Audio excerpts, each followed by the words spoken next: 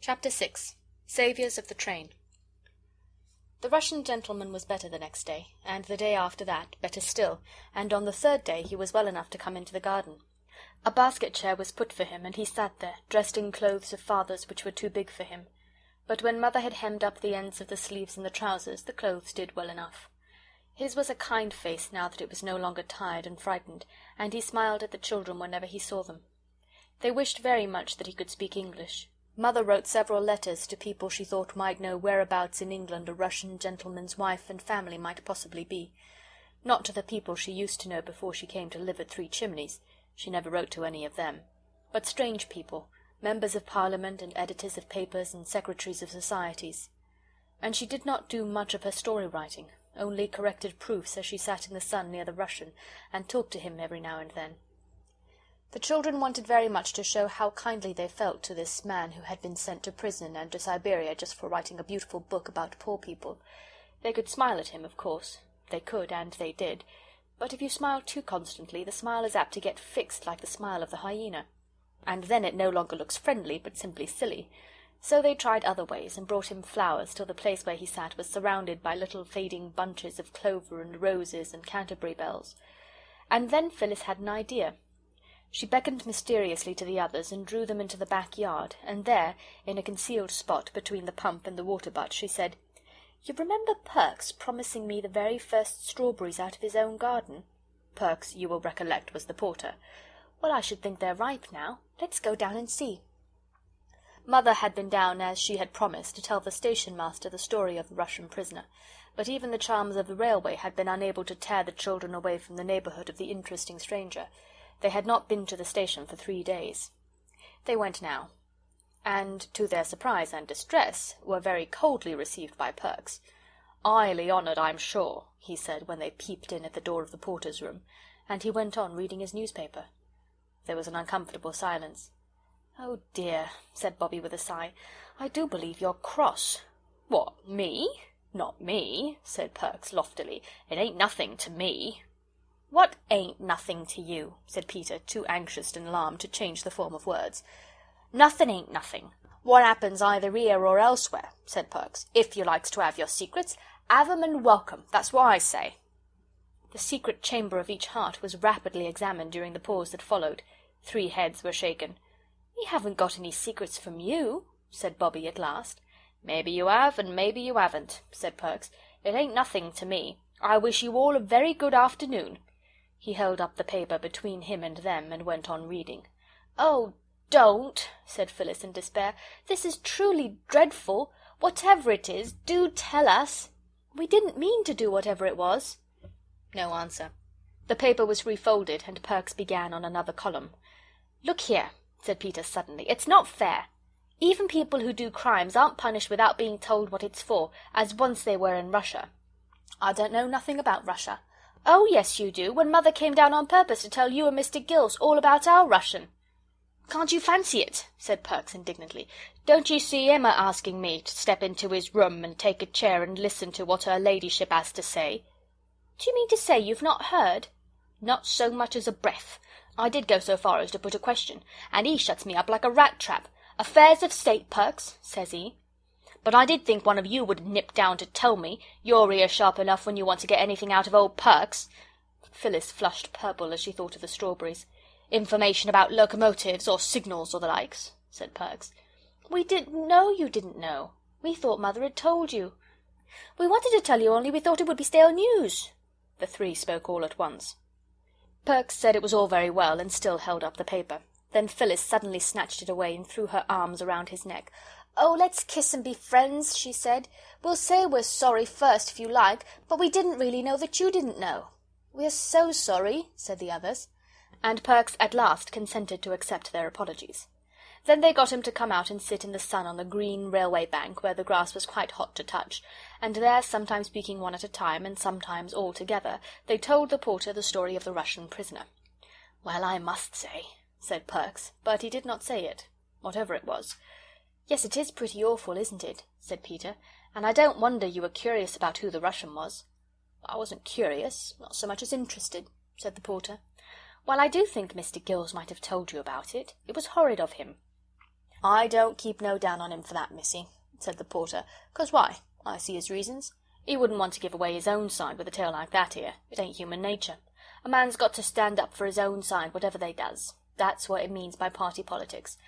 I should have done the same myself if that long-haired chap had been a Jap." "But the Japs didn't do cruel, wicked things like that," said Bobby. "Perhaps not," said Perks cautiously. "Still, you can't be sure with foreigners. My own belief is they're all tarred with the same brush." "Then why were you on the side of the Japs?" Peter asked. "Well, you see, you must take one side or the other, same as with Liberals and Conservatives. The great thing is to take your side and then stick to it, whatever happens." A signal sounded. "There's the 3:14 up," said Perks. "You lie low till she's through, and then we'll go up along to my place and see if there's any of them strawberries ripe what I told you about." "If there are any ripe, and you do give them to me," said Phyllis, "you won't mind if I give them to the poor Russian, will you?" Perks narrowed his eyes and then raised his eyebrows. "So it was them strawberries you come down for this afternoon, eh?" said he. This was an awkward moment for Phyllis. To say yes would seem rude and greedy and unkind to Perks. But she knew if she said no she would not be pleased with herself afterwards. So, "Yes," she said, "it was." "Well done," said the porter. "Speak the truth and shame the—" "But we'd have come down the very next day if we'd known you hadn't heard the story," Phyllis added hastily. "I believe you, missy," said Perks, and sprang across the line 6 feet in front of the advancing train. The girls hated to see him do this, but Peter liked it. It was so exciting. The Russian gentleman was so delighted with the strawberries that the three racked their brains to find some other surprise for him. But all the racking did not bring out any idea more novel than wild cherries, and this idea occurred to them next morning. They had seen the blossom on the trees in the spring, and they knew where to look for wild cherries now that cherry time was here. The trees grew all up and along the rocky face of the cliff out of which the mouth of the tunnel opened. There were all sorts of trees there, birches and beeches and baby oaks and hazels, and among them the cherry blossom had shone like snow and silver. The mouth of the tunnel was some way from Three Chimneys, so Mother let them take their lunch with them in a basket, and the basket would do to bring the cherries back in if they found any. She also lent them her silver watch, so that they should not be late for tea. Peter's water-bree had taken it into its head not to go since the day when Peter dropped it into the water-butt. And they started. When they got to the top of the cutting, they leaned over the fence and looked down to where the railway lines lay at the bottom of what, as Phyllis said, was exactly like a mountain gorge. If it wasn't for the railway at the bottom, it would be as though the foot of man had never been there, wouldn't it? The sides of the cutting were of grey stone, very roughly hewn. Indeed, the top part of the cutting had been a little natural glen that had been cut deeper to bring it down to the level of the tunnel's mouth. Among the rocks grass and flowers grew, and seeds dropped by birds in the crannies of the stone had taken root and grown into bushes and trees that overhung the cutting. Near the tunnel was a flight of steps leading down to the line, just wooden bars roughly fixed into the earth, a very steep and narrow way, more like a ladder than a stair. "We'd better get down," said Peter. "I'm sure the cherries would be quite easy to get at from the side of the steps. You remember it was there we picked the cherry blossoms that we put on the rabbit's grave." So they went along the fence towards the little swing gate that is at the top of these steps, and they were almost at the gate when Bobby said, "Hush! Stop! What's that?" That was a very odd noise indeed, a soft noise, but quite plainly to be heard through the sound of the wind and tree branches, and the hum and whir of the telegraph wires. It was a sort of rustling, whispering sound. As they listened it stopped, and then it began again. And this time it did not stop, but it grew louder and more rustling and rumbling.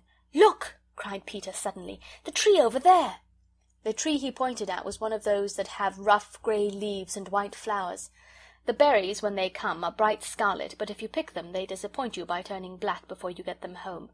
And as Peter pointed, the tree was moving, not just the way trees ought to move when the wind blows through them, but all in one piece, as though it were a live creature and were walking down the side of the cutting.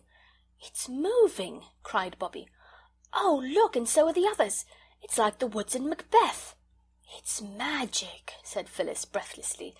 "I always knew this railway was enchanted."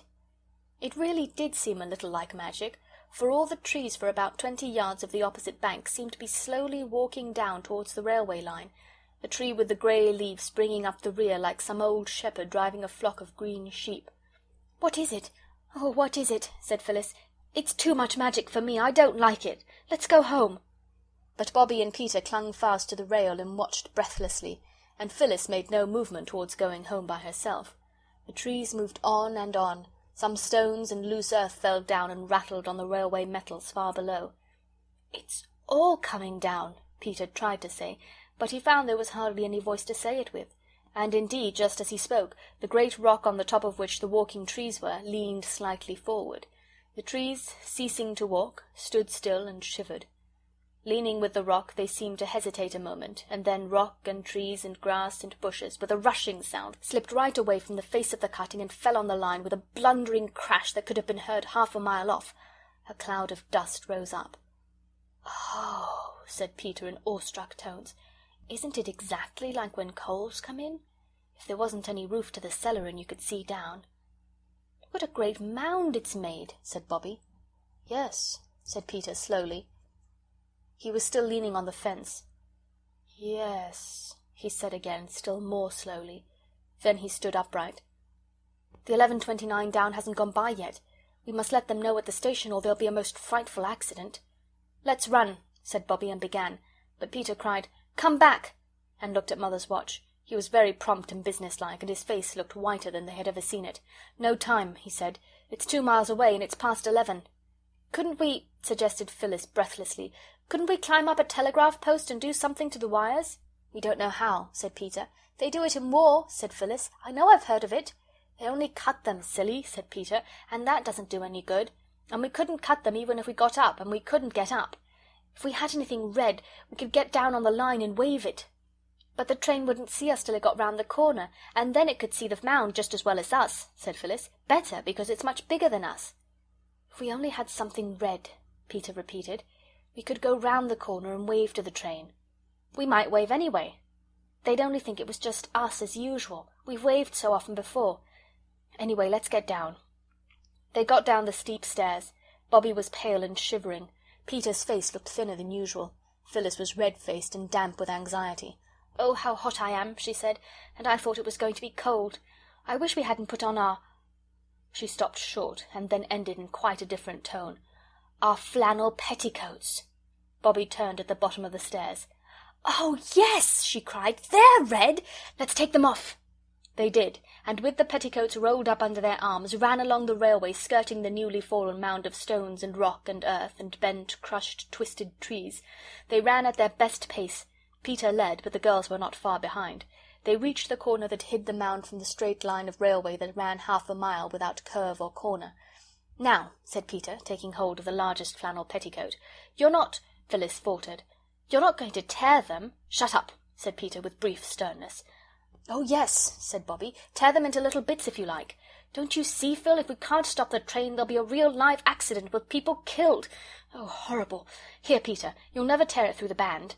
She took the red flannel petticoat from him and tore it off an inch from the band. Then she tore the other in the same way. "There," said Peter, tearing in his turn. He divided each petticoat into 3 pieces. "Now we've got 6 flags." He looked at the watch again. "And we've got 7 minutes. We must have flagstaffs." The knives given to boys are, for some odd reason, seldom of the kind of steel that keeps sharp. The young saplings had to be broken off. 2 came up by the roots. The leaves were stripped from them. "We must cut holes in the flags and run the sticks through the holes," said Peter, and the holes were cut. The knife was sharp enough to cut flannel with. 2 of the flags were set up in heaps of loose stones between the sleepers of a down line. Then Phyllis and Roberta took each a flag, and stood ready to wave it as soon as the train came in sight. "I shall have the other 2 myself," said Peter, "because it was my idea to wave something red." "There are petticoats, though," Phyllis was beginning, but Bobbie interrupted. "Oh, what does it matter who waves what, if only we can save the train?" Perhaps Peter had not rightly calculated the number of minutes it would take the 11:29 to get from the station to the place where they were, or perhaps the train was late. Anyway, it seemed a very long time that they waited. Phyllis grew impatient. "I expect the watch is wrong, and the train's gone by," said she. Peter relaxed the heroic attitude he had chosen to show off his 2 flags, and Bobbie began to feel sick with suspense. It seemed to her that they had been standing there for hours and hours, holding those silly little red flannel flags that no one would ever notice. The train wouldn't care.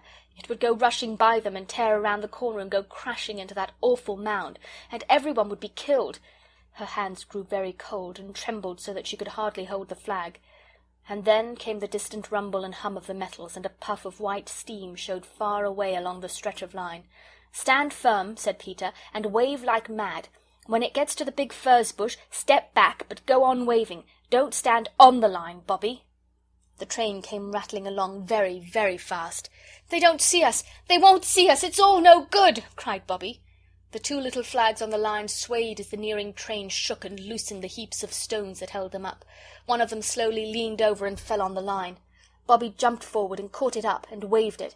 Her hands did not tremble now. It seemed that the train came on as fast as ever. It was very near now. "Keep off the line, you silly cuckoo!" said Peter fiercely. "It's no good," Bobby said again. "Stand back!" cried Peter suddenly, and he dragged Phyllis back by the arm. But Bobby cried, "Not yet! Not yet!" and waved her two flags right over the line. The front of the engine looked black and enormous. Its voice was loud and harsh. "Oh, stop! Stop! Stop!" cried Bobby. No one heard her. At least, Peter and Phyllis didn't, for the oncoming rush of the train covered the sound of her voice with a mountain of sound. But afterwards she used to wonder whether the engine itself had not heard her. It seemed almost as though it had, for it slackened swiftly, slackened and stopped, not 20 yards from the place where Bobby's two flags waved over the line. She saw the great black engine stop dead, but somehow she could not stop waving the flags. And when the driver and the fireman had got off the engine and Peter and Phyllis had gone to meet them and pour out their excited tale of the awful mound just round the corner, Bobby still waved the flags, but more and more feebly and jerkily. When the others turned towards her, she was lying across the line with her hands flung forward and still gripping the sticks of the little red flannel flags. The engine-driver picked her up, carried her to the train, and laid her on the cushions of a first-class carriage. "Gone right off in a faint," he said. "Poor little woman. And no wonder. I'll just have a look at this here mound of yours, and then we'll run you back to the station and get her seen to." It was horrible to see Bobby lying so white and quiet, with her lips blue and parted. "I believe that's what people look like when they're dead," whispered Phyllis. "Don't!" said Peter sharply. They sat by Bobby on the blue cushions, and the train ran back. Before it reached their station, Bobby had sighed and opened her eyes and rolled herself over and begun to cry. This cheered the others wonderfully. They had seen her cry before, but they had never seen her faint, nor anyone else for the matter of that. They had not known what to do when she was fainting, but now she was only crying they could thump her on the back and tell her not to, just as they always did. And presently, when she stopped crying, they were able to laugh at her for being such a coward as to faint. When the station was reached, the three were the heroes of an agitated meeting on the platform. The praises they got for their prompt action, their common sense, their ingenuity, were enough to have turned anybody's head. Phyllis enjoyed herself thoroughly. She had never been a real heroine before, and the feeling was delicious. Peter's ears got very red, yet he too enjoyed himself. Only Bobby wished they all wouldn't. She wanted to get away. "You'll hear from the company about this, I expect," said the station-master. Bobby wished she might never hear of it again. She pulled at Peter's jacket. "Oh, come away, come away. I want to go home," she said. So they went. And as they went, station-master and porter and guards and driver and fireman and passengers sent up a cheer. "Oh, listen," cried Phyllis. "That's for us." "Yes," said Peter. "I say, I am glad I thought about something red and waving it. How lucky we did put on our red flannel petticoats," said Phyllis. Bobby said nothing. She was thinking of the horrible mound and the trustful train rushing towards it. "And it was us that saved them," said Peter. "How dreadful if they'd all been killed," said Phyllis. "Wouldn't it, Bobby?" "We never got any cherries after all," said Bobby. The others thought her rather heartless. End of chapter 6.